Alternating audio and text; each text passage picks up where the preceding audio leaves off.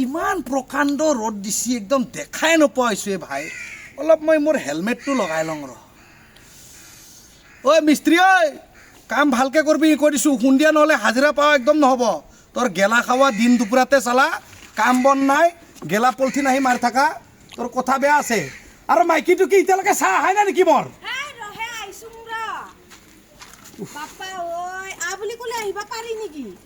ইমান গৰমত ইমান গৰম দিছি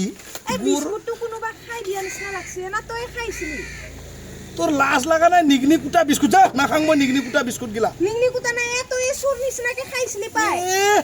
এই ঘৰৰ পৰা বিস্কুট লৈছি নিগুনি কুটা বিস্কুট দিছি মানে এইগিলা খুৱাই খুৱাই মাৰবা খুজছা নেকি তই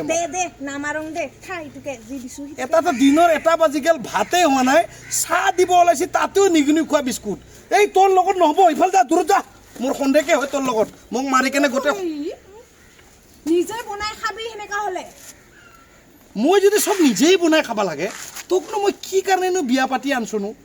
ইমান ডাঙৰ সম্পত্তিটো কি কাৰণে আনছো কৰিলে মই জুলিকে বনা নিবা নুৰুতো গম পাইছ না তই ৰাতিপুৱাৰ পৰা কৰি কি আসলি তেহলে